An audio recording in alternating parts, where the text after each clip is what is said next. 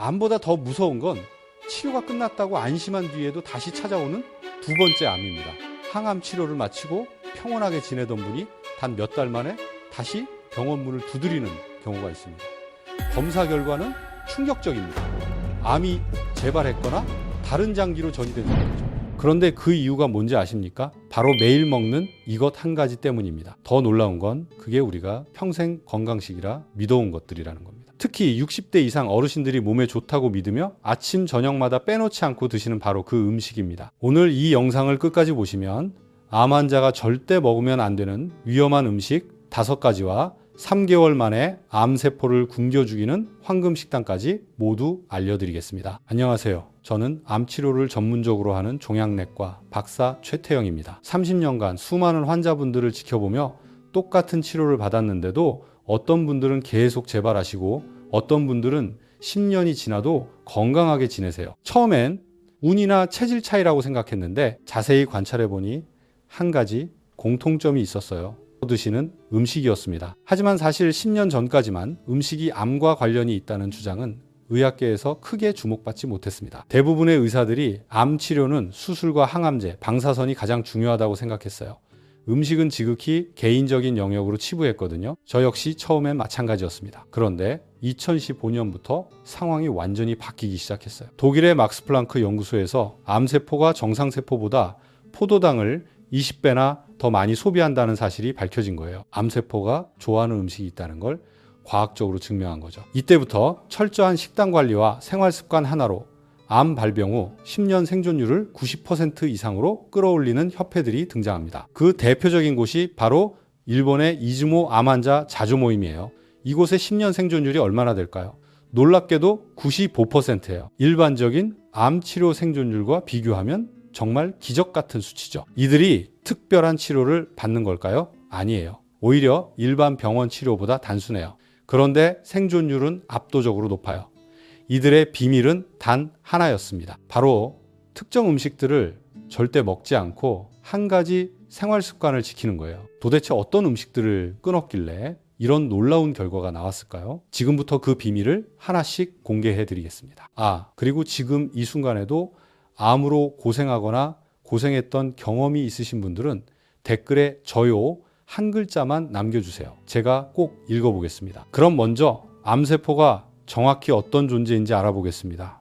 암세포는 우리 몸의 정상세포가 변한 것인데 변하면서 완전히 다른 방식으로 살아가게 돼요. 먼저 정상세포는 질서를 지켜요. 정해진 만큼만 자라고 늙으면 죽고 우리 몸의 룰을 따라가죠. 하지만 암세포는 완전히 다른 게 살아가요. 무한정 자라고 무한정 분열하고 죽지도 않으려 해요. 이런 무모한 계획을 실행하기 위해서는 3가지가 조건이 필요한데 첫째, 엄청난 에너지원이 필요해요. 그래서 정상세포보다 20배나 더 많은 당분을 빨아들이죠. 우리가 먹는 음식들이 포도당으로 변화하면서 암세포에게 직접적인 연료를 공급하게 되는 거예요. 설탕은 물론이고 흰쌀밥, 빵, 과일 주스까지 모두 암세포의 먹이가 됩니다. 둘째, 빠른 성장을 위한 성장 호르몬과 성장 인자들이에요. 대표적으로 유제품에 들어있는 성장 호르몬이 암세포에게는 성장 촉진제 역할을 해줍니다. 셋째, 염증을 많이 일으키는 거예요. 염증은 혈관을 얇게 만들고 피부 조직은 느슨하게 만들어요. 그래야 암세포가 다른 장기로 이동하기 쉬워지거든요. 가공육이나 트랜스 지방이 바로 이런 염증을 일으키는 주범들이죠. 결국 우리가 먹는 음식이 이 3가지 중 하나라도 제공하면 암세포에게는 최고의 선물이 되는 셈이에요. 그럼 지금부터 암세포를 키우는 위험한 음식 5가지를 말씀드릴게요. 위험한 음식 5위는 미세 플라스틱 함유 식품입니다. 핵심부터 말씀드릴게요. 미세 플라스틱은 우리 몸에서 만성염증을 일으키는 주범입니다. 앞서 말씀드린 암세포가 필요로 하는 3번째 조건, 바로 염증 환경을 만들어주는 거예요. 마치 암세포에게 어서 오세요, 여기가 살기 좋은 동네예요 라고 광고하는 것과 같죠. 그렇다면 우리는 어떤 방식으로 플라스틱을 섭취하는 걸까요? 놀라시겠지만 여러분이 아침에 마시는 그 향긋한 차 한 잔에는 무려 수십억 개의 플라스틱 조각이 들어있습니다. 특히 요즘 많이 쓰는 삼각 티백 말이에요. 캐나다 연구진이 조사해보니까 차 한 잔에 플라스틱 조각이 100억 개가 넘게 들어있었어요. 더 어이없는 건 생수예요. 건강하려고 비싼 돈 주고 사 마시는 생수인데 특히 여름철 차 안에 놔뒀던 생수나 편의점, 야외 진열장에 있던 생수는 정말 조심해야 해요. 뜨거워진 플라스틱 병에서 발암 물질이 물로 녹아 나오거든요. 실제로 저희 병원에 오시는 환자분 중에 정말 안타까운 분이 계셨어요. 광주에 사시는 82세 김동환 할아버지인데요. 평생 회사 다니시면서 아내분이 차려주시는 따뜻한 밥상만 받아 드시던 분이에요. 그런데 3년 전 아내분과 사별하시고 나서 인생이 완전히 바뀌셨어요. 젓가락질 말고는 해보신 게 없으시니까 부엌에 서는 것 자체가 막막하신 거예요. 라면 하나 끓이는 것도 어려우시고요. 처음엔 며느리가 반찬을 해다 드렸는데 그래도 며느리한테 너무 폐를 끼칠 수는 없지 않나 하시면서 점점 편의점 도시락에 의존하게 되셨어요. 그것도 번거로우시다고 플라스틱 용기째 전자레인지에 돌려서 드시기 시작하신 거죠. 할아버지 말씀으로는 이 나이에 새로 요리를 배울 수도 없고 매번 며느리 귀찮게 할 수도 없고 그냥 편의점이 고마웠어요. 24시간 언제든 따뜻한 밥을 먹을 수 있으니까요. 게다가 전자레인지에 3분만 돌리면 뜨거운 밥이 나오니까 얼마나 편한지 몰라요 라고 하시더라고요. 그런데 몇 달 후 정기검진에서 염증 수치가 계속 높게 나오는 거예요. 할아버지는 나이 들어서 그런가 보다 하셨는데 다른 수치는 다 정상이라 이상했어요. 자세히 물어보니까 하루 3끼를 모두 편의점 도시락으로 드시고 계셨고 그것도 항상 플라스틱 용기째 전자레인지에 돌려서요. 할아버지는 설마 이것 때문일까요? 이렇게 편리한 걸요? 라고 반신반의하셨어요. 그래서 조금 번거로워도 세라믹 그릇에 옮겨 담아서 데우라고 말씀드렸더니 처음엔 그런 번거로운 일을 설거지도 해야 하고 라고 투덜거리셨어요. 하지만 3개월 후에는 염증 수치가 말끔히 사라지셨죠. 요즘 배달 음식도 정말 조심해야 해요. 코로나 이후로 집에서 배달 음식 시켜 드시는 분들이 많아졌는데 뜨거운 음식이 플라스틱 용기에 담겨 오잖아요. 이미 배달이 온 건 어쩔 수 없지만 그 상태로 다시 데워 드시면 미세 플라스틱이 음식과 함께 우리 몸으로 들어가는 거예요. 그럼 어떻게 해야 할까요? 첫째, 티백 대신 잎차를 우려 드세요. 조금 번거로워도 건강을 생각하면 충분히 할 만하죠. 둘째, 플라스틱 물병 대신 유리병이나 스테인리스 물병을 사용하세요. 처음엔 무겁다고 느끼시겠지만 금세 적응되실 거예요. 셋째, 배달 음식은 받자마자 바로 세라믹이나 유리 그릇에 옮겨 담으세요. 귀찮다고 느끼실 수도 있지만 건강을 생각하면 5분 투자가 아깝지 않죠. 넷째, 전자레인지에는 절대 플라스틱을 넣지 마세요. 이것만 지켜도 미세 플라스틱 섭취량이 현저히 줄어들어요. 4위는 우유와 유제품입니다. 우유에는 IGF라는 성장인자가 들어있어요. 이게 원래는 송아지를 빨리 키우기 위한 호르몬인데 사람이 마시면 우리 몸의 모든 세포를 빠르게 성장시켜요. 문제는 암세포도 함께 자란다는 겁니다. 우리나라 유제품 소비량과 유방암 발병률을 한번 보세요. 1970년 한국인 1인당 연간 우유 소비량은 3.4리터였어요. 그때 여성 10만 명당 유방암 환자는 1.8명이었습니다. 그런데 2020년을 보면 어떨까요? 우유 소비량은 78.5리터로 23배 증가했고 유방암 발병률은 10만 명당 56.4명으로 31배나 늘었어요. 더 구체적으로 들여다보면 더욱 놀라워요. 1980년대부터 본격적으로 우유급식이 시작되고 치즈, 요구르트 같은 유제품이 대중화되기 시작했어요. 그 시기와 정확히 맞물려 유방암 발병률이 급격히 상승 곡선을 그리기 시작한 거죠. 1990년 우유 소비량 15.2리터, 유방암 발병률 10만 명당 8.7명, 2000년 우유 소비량 35.6리터, 유방암 발병률 21.4명, 2010년 우유 소비량 64.8리터, 유방암 발병률 41.2명, 거의 완벽한 비례 관계를 보여주고 있어요. 반면 같은 아시아권인 중국의 경우를 보면 더욱 명확해져요. 전통적으로 유제품을 거의 먹지 않는 중국 여성의 유방암 발병률은 여전히 우리나라의 절반 수준이에요. 일본도 마찬가지고요. 그럼 왜 이런 일이 일어나는 걸까요? IGF는 인슐린과 유사한 성장인자예요. 이게 혈중에 많으면 세포 분열을 촉진시켜요. 정상세포뿐만 아니라 암세포의 분열도 함께 촉진시키는 거죠. 더 문제가 되는 건 현대의 젖소들은 임신 중에도 계속 착유를 해서 에스트로겐 농도가 예전보다 훨씬 높다는 점이에요. 에스트로겐은 특히 유방암과 직접적인 관련이 있는 호르몬이거든요. 그럼 어떻게 해야 할까요?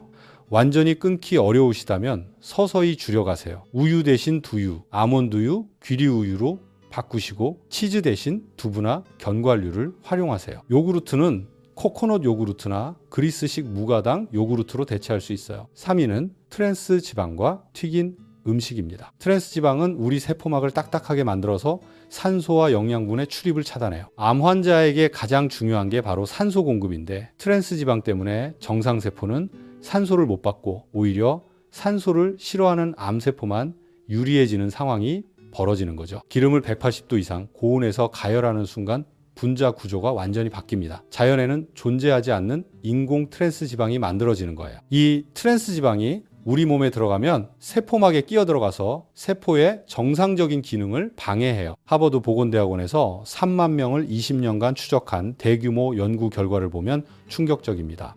트랜스 지방을 많이 섭취한 그룹의 심장병 사망률이 30%, 암 사망률이 25% 높았어요. 특히 주목할 점은 튀긴 음식을 주 3회 이상 먹는 사람들의 전립선암 발병률이 일반인보다 1.4배 높았다는 겁니다. 우리나라 상황을 보면 더욱 심각해요. 치킨 소비량이 1990년 연간 1인당 3.2kg에서 2020년 14.8kg으로 4.6배 증가했어요. 같은 기간 대장암 발병률은 10만 명당 12.3명에서 28.6명으로 2.3배 늘었죠. 더 놀라운 건 연령별 분석 결과예요. 치킨, 감자튀김 같은 튀긴 음식을 자주 먹기 시작한 40대 이하 연령층에서 대장암 발병률이 급격히 증가하고 있어요. 예전에는 60대 이후에 주로 발병하던 대장암이 이제는 30대, 40대에서도 빈번하게 나타나고 있거든요. 문제는 우리가 건강하다고 생각하는 옥수수유, 콩기름, 해바라기유 같은 천연 기름들도 위험하다는 거예요. 이런 기름들엔 오메가6 지방산이 과도하게 많이 들어있어요. 체내에서 아라키돈산이라는 염증 물질로 변환돼요. 이 염증 물질들이 혈관벽을 손상시키고 암세포가 이동하기 쉬운 환경을 만들어주는 거죠. 또 다른 문제는 반복 사용하는 기름이에요. 치킨집이나 튀김집에서 같은 기름을 여러 번 쓰잖아요. 기름을 반복 가열하면 벤조피렌이라는 강력한 발암물질이 생성돼요. 이건 담배 연기에서도 나오는 1급 발암물질이거든요. 실제로 중국에서 식당 조리사들을 대상으로 한 연구를 보면 튀김 요리를 주로 하는 조리사들의 폐암 발병률이 일반인보다 2.3배 높았어요. 튀김 과정에서 나오는 유독가스와 발암물질을 지속적으로 흡입한 결과였죠. 그럼 어떻게 해야 할까요? 튀긴 음식을 최대한 피하세요. 치킨 대신 삶은 닭고기, 감자튀김 대신 구운 감자나 찐 감자를 드세요. 그리고 어쩔 수 없이 기름을 써야 한다면 올리브 오일이나 아보카도 오일을 저온해서 사용하세요. 연기가 나기 시작하면 이미 트랜스 지방이 생성되는 온도예요. 2위는 설탕과 정제 탄수화물입니다. 모두 아는 내용이라고 생각할 수 있지만 끝까지 들으면 생각이 바뀌실 거예요. 암세포는 정상세포보다 포도당을 20배나 더 많이 소비해요. 우리가 설탕이나 정제 탄수화물을 먹으면 혈당이 급격히 올라가면서 암세포에게 직접적인 연료를 공급하는 셈이죠. 이것이 얼마나 심각한 문제인지 수치로 보여드릴게요. 존스 홉킨스 의대에서 당뇨병 환자와 일반인의 암 발병률을 비교했더니 충격적인 결과가 나왔어요. 당뇨병 환자의 간암 발병률이 일반인보다 74%, 췌장암은 무려 200% 높았거든요. 혈당이 높다는 건 혈액 속에 포도당이 넘쳐난다는 뜻이에요. 암세포 입장에서는 무제한 뷔페가 차려진 것과 같죠. 실제로 시카고 의대에서 실험했을 때 암세포 배양액의 포도당 농도를 절반으로 줄였더니 암세포 성장 속도가 70%나 감소했어요. 우리나라 당분 섭취량과 암 발병률의 상관관계를 보면 더욱 명확해져요. 1970년 한국인 1인당 연간 설탕 소비량은 3.2kg이었어요. 그때 전체 암 발병률은 인구 10만 명당 33.7명이었죠. 2020년을 보면 어떨까요? 설탕 소비량은 24.8kg으로 7.7배 증가했고 암 발병률은 268.3명으로 무려 8배 늘었어요. 특히 주목할 점은 당분 섭취가 급격히 늘어난 1990년대부터 대장암, 유방암, 췌장암 같은 서구형 암의 발병률이 폭증했다는 겁니다. 더 놀라운 건 숨어있는 당분의 양이에요. 흰쌀밥의 혈당지수가 83인데 이는 설탕 덩어리와 비슷한 수준이에요. 식빵은 90, 우동은 95예요. 포도당이 100이니까 거의 설탕을 먹는 것과 다를 바 없죠. 심지어 건강하다고 여겨지는 음식들도 마찬가지예요. 현미 시리얼 혈당지수 55, 통밀빵 69, 꿀 87. 천연이라고 해서 안전한 게 아니에요. 혈당을 올리는 건 똑같거든요. 과일 주스는 더욱 위험해요. 사과 하나를 통째로 먹으면 섬유질 때문에 혈당이 천천히 올라가지만 주스로 만들면 섬유질은 사라지고 당분만 남아서 혈당이 급격히 치솟아요. 오렌지 주스 한 잔에는 오렌지 4개분의 당분이 들어있는데 섬유질은 전혀 없어요. 실제 사례를 들려드릴게요. 제 환자 중에 한 분인 74세 이명자 어르신은 건강을 위해 매일 아침 과일 주스를 만들어 드셨어요. 사과, 당근, 케일, 바나나를 넣고 정성스럽게 갈아서 마셨죠. 혈당에 좋다는 여주까지 넣어서요. 그런데 3개월 후 건강검진에서 혈당이 200을 넘나드는 거예요. 당뇨 전 단계를 넘어서 당뇨병 진단을 받을 수준이었죠. 할머니는 정말 당황하셨어요. 건강한 재료들로만 만든 주스인데 왜 혈당이 오르는지 이해가 안 되셨거든요. 자세히 분석해보니 할머니가 마시는 과일 주스 한 잔에는 각설탕 15개분의 당분이 들어있었어요. 아무리 건강한 재료라도 액체 상태로 만들면 흡수가 빨라져서 혈당을 급격히 올리는 거였죠. 과일 주스를 끊고 과일은 껍질째 반 개씩만 드시도록 했더니 2개월 만에 혈당이 140으로 떨어졌어요. 할머니는 좋은 의도였는데 방법이 잘못됐구나 라고 하시더라고요. 또 다른 함정은 전통 시럽들이에요. 매실청, 생강청, 도라지청. 천연 재료로 만들었다고 안전할 것 같지만 설탕과 1:1 비율로 재운 거라 결국 설탕물과 다를 바 없어요. 조청이나 무료도 마찬가지예요. 쌀이나 보리로 만들었다고 해서 건강한 게 아니라 오히려 혈당을 더 빠르게 올려요. 분자 구조가 단순해서 흡수가 빠르거든요. 가장 무서운 건 무의식적으로 먹는 숨은 당분들이에요. 빵, 과자는 물론이고 소스, 드레싱, 반찬에도 설탕이 들어가요. 심지어 짠맛 라면에도 설탕이 들어있고 김치에도 요즘은 설탕을 넣어서 담그죠. 편의점 삼각김밥 하나에도 설탕이 7g 들어있어요. 각설탕일 2개분이죠. 하루에 삼각김밥 2개, 음료수 1개, 과자 한 봉지만 먹어도 설탕 50g을 넘어요. 세계 보건기구 권장량의 2배예요. 그럼 어떻게 해야 할까요? 첫째, 혈당 지수가 낮은 통곡물로 바꾸세요. 흰쌀 대신 현미, 흰빵 대신 통밀빵,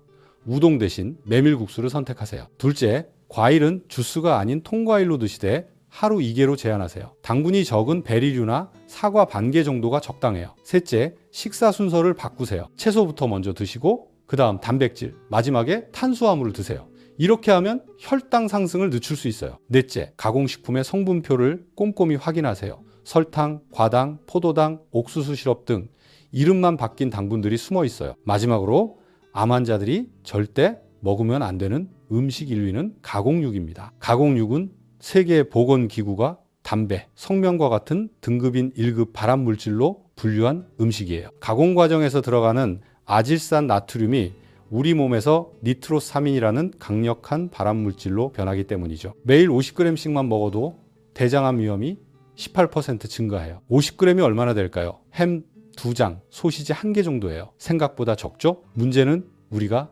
하루에 먹는 가공육의 양이 이보다 훨씬 많다는 거예요. 1980년 한국인 1인당 연간 가공육 소비량은 0.8kg이었어요. 그때 대장암 발병률은 인구 10만 명당 6.8명이었죠. 2020년에는 어떨까요? 가공육 소비량이 8.9kg으로 11배 증가했고 대장암 발병률은 28.6명으로 4.2배 늘었어요. 특히 가공육 소비가 급증한 1990년대부터 대장암 발병률이 가파르게 상승하기 시작했어요. 더 구체적으로 보면 햄버거와 피자가 본격적으로 들어온 1980년대 후반부터 20, 30대 젊은 층에서도 대장암이 나타나기 시작했어요. 예전에는 60대 이후에나 생기던 병이 이제는 30대, 40대에서도 흔하게 발견되고 있거든요. 가공육이 이렇게 위험한 이유는 제조 과정에 있어요. 햄, 소시지, 베이컨을 만들 때 아질산 나트륨이라는 보존제를 넣어요. 이게 육류의 단백질과 만나면 니트로사민이라는 물질로 변하는데 이게 바로 강력한 발암물질이에요. 니트로사민은 위에서 위산과 만나면 더욱 활성화돼요. 그래서 가공육을 많이 먹는 사람들은 위암 위험도 함께 높아져요. 실제로 일본에서 40년간 8만 명을 추적한 연구 결과 가공육을 주 3회 이상 먹는 사람의 위암 발병률이 1.6배 높았어요. 더 무서운 건 가공육에 들어가는 다른 첨가물들이에요. 인산염은 칼슘 흡수를 방해하고 글루탐산 나트륨은 신경 독성을 일으킬 수 있어요. 인공색소인 아질산 나트륨은 어린이의 주의력 결핍 장애와도 연관이 있다는 연구 결과가 있어요. 그런데 대체 어디까지가 가공육이냐 하고 궁금해하시는 분들이 많아요. 가공육의 범위는 생각보다 넓은데 햄, 소시지, 베이컨은 기본이고 어묵, 맛살, 햄버거 패티, 핫도그, 육류, 통조림까지 모두 가공육이에요. 심지어 건강하다고 알려진 닭가슴살 제품들도 대부분 나트륨과 각종 첨가물이 들어간 가공육이거든요. 특히 조심해야 할 건 무첨가, 천연 같은 마케팅 문구에 속지 말라는 거예요. 샐러리 추출물이나 천연 보존료라고 해도 결국 아질산염 성분은 동일해요. 포장만 바뀐 거죠. 그럼 어떻게 해야 할까요? 첫째, 시중에 포장돼서 나오는 가공육을 완전히 끊으세요. 대체할 수 있는 단백질로는 많아요. 생선, 달걀, 두부, 콩류를 활용하세요. 고기는 정육점에서 생고기를 조리해 드시면 됩니다. 둘째, 도시락이나 간편식을 살 때는 성분표를 꼼꼼히 확인하세요. 아질산 나트륨, 질산 나트륨이 들어간 제품은 피하세요. 셋째, 아이들 간식도 주의하세요. 소시지, 햄이 들어간 과자나 간식은 성장기 아이들에게 더욱 해로워요. 이제 처음에 말씀드렸던 일본 이즈모 암 환자 자조 모임의 비밀을 공개해 드릴게요. 이들이 실천한 건 놀랍도록 단순했어요. 오늘 제가 말씀드린 5가지 음식을 완전히 끊는 것이었습니다. 가공육, 설탕과 정제 탄수화물, 트랜스 지방과 튀긴 음식, 우유와 유제품, 미세 플라스틱 함유 식품을 3년에서 5년간 철저히 금지했어요. 대신 현미와 채소 중심의 식단, 하루 16시간 간헐적 단식, 그리고 매일 30분씩 가벼운 운동을 병행했습니다. 정말 이것뿐이었어요. 특별한 치료나 비싼 약물 없이 말이에요. 그 결과가 95%라는 기적 같은 10년 생존율이었던 거죠. 독일의 게르슨 요법, 미국의 히포크라테스 건강연구소도 마찬가지예요. 모두 음식을 가장 중요한 치료 수단으로 여기고 있어요. 약물 치료도 중요하지만 그보다 더 근본적인 치료는 바로 올바른 음식이라는 철학을 갖고 있거든요. 제 환자분들 중에서도 이런 분들이 많이 계세요. 제주에 사시는 87세 남자 환자분은 간암 말기 진단에서 7년째 건강하게 지내고 계시고, 강원도에 사시는 94세 여성 환자분은 유방암 4번 재발 후 5년째 재발 없이 지내고 계세요. 모두 오늘 말씀드린 식이요법을 철저히 실천하신 결과예요. 물론 모든 사람이 똑같은 결과를 얻는 건 아니에요. 암의 종류도 다르고 진행 정도도 다르고 개인차도 있으니까요. 하지만 분명한 건 올바른 식이요법이 치료에 큰 도움이 된다는 거예요. 가장 중요한 건 포기하지 않는 마음이에요. 나이는 정말 숫자에 불과해요. 70이든 80이든 우리 몸은 올바른 음식을 주면 놀라운 회복력을 보여줘요. 오늘부터 하나씩 실천해 보세요. 한 번에 다 바꾸려고 하지 마시고 첫 주에는 가공육부터 끊어보세요. 둘째 주에는 설탕과 단 음식, 셋째 주에는 튀긴 음식, 이런 식으로 단계적으로 바꿔나가시면 됩니다. 혼자서는 어려우니까 가족들과 함께 하세요. 3개월만 실천하시면 분명 몸의 변화를 느끼실 거예요. 그런데 많은 분들이 궁금해하실 게 있을 거예요. 그럼 도대체 뭘 먹어야 하나요? 암세포를 굶겨 죽이는 음식이 있나요? 구체적인 식단은 어떻게 짜야 하나요? 이런 내용들이 궁금하시다면 댓글에 궁금해요 라고 남겨주세요. 댓글이 많이 달리면 다음 영상에서 암 환자가 꼭 먹어야 하는 슈퍼푸드 5가지와 3개월 만에 암세포를 굶겨 죽이는 완벽한 식단표를 공개해 드리겠습니다. 여러분의 건강한 내일을 진심으로 응원합니다. 암은 무서운 병이지만 절대 이길 수 없는 병은 아니에요. 올바른 지식과 올바른 실천으로 충분히 이겨낼 수 있어요. 오늘보다 더 나은 내일이 되기를 희망하며 언제나 할 수 있다는 마음가짐을 가지시길 바랄게요. 오늘 하루도 수고하셨습니다. 시청해 주셔서 감사합니다.